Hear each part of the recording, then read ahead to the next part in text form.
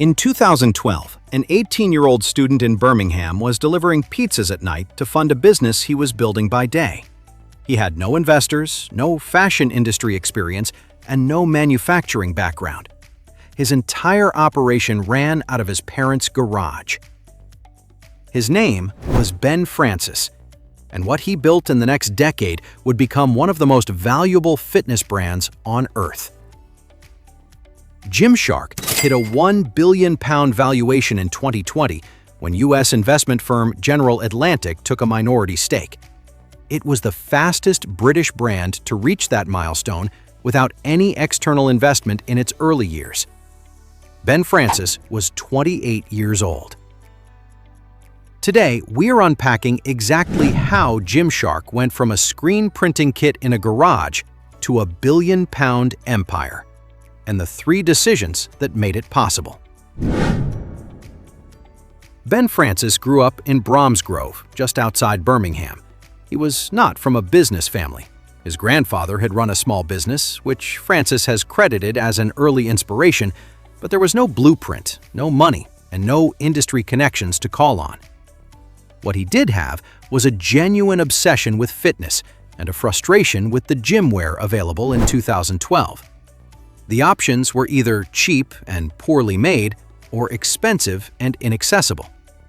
Francis felt there was nothing that spoke to the serious but non-professional gym community he was part of, people who trained hard, cared about how they looked, and wanted to belong to something. He had taught himself to code from YouTube tutorials and built his first website at 15.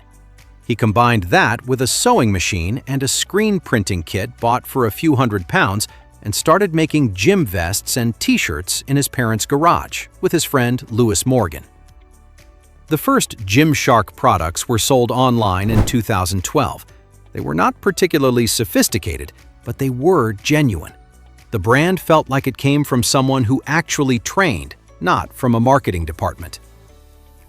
The business almost ended before it started.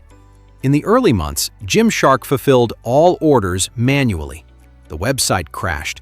Products sold out faster than they could be restocked.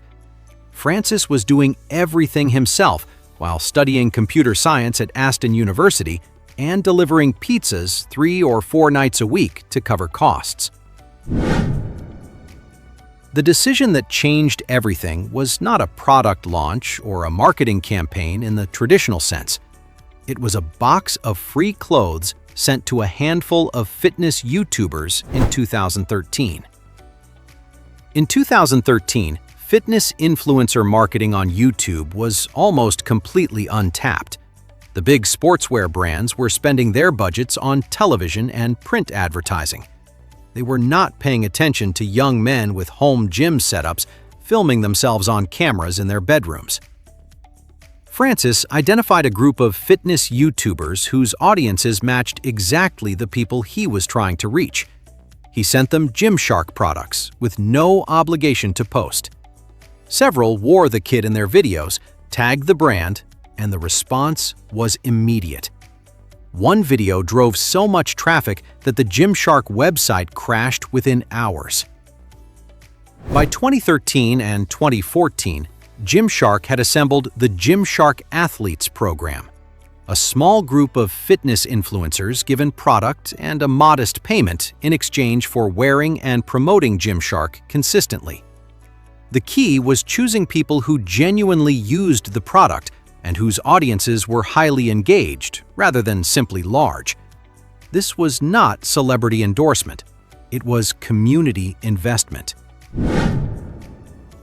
In 2014, Gymshark set up a stand at the BodyPower Fitness Expo in Birmingham. The Gymshark athletes turned up in person. The audiences who had been following them online suddenly had the chance to meet them in real life, take photos, and buy the products they had been watching their favorite creators wear. The queues were extraordinary. People waited hours. Some drove from other parts of the country. The pop-up generated footage and social media content that no advertising budget could have bought. Videos of the queues reached audiences who had never heard of Gymshark. it demonstrated something that would become central to the brand's identity. This was not a company selling to customers. It was a community gathering to celebrate something it already belonged to. From 2014 to 2020, Gymshark grew at a rate that put it among the fastest-growing companies in the United Kingdom. Revenue hit £100 million in 2018. It crossed $200 million in 2019. The team grew from a handful of people in a rented office to hundreds of employees in a purpose-built headquarters in Solihull. Throughout that period, Francis made a decision that is easy to underestimate. He kept giving away equity and responsibility to people who were better than him at specific things. He brought in experienced operators and marketing professionals and gave them genuine authority rather than keeping all control to himself. In 2017, at 25, Francis stepped back from the CEO role entirely and handed it to Steve Hewitt, an experienced retail executive. It was a deliberate decision that the business needed leadership with experience at scale that Francis did not yet have. In August 2020, General Atlantic, a U.S. growth equity firm, acquired a minority stake in Gymshark at a valuation of £1 billion. Francis retained the majority of the company. It was the first time any outside investment had entered the business. The timing was deliberate.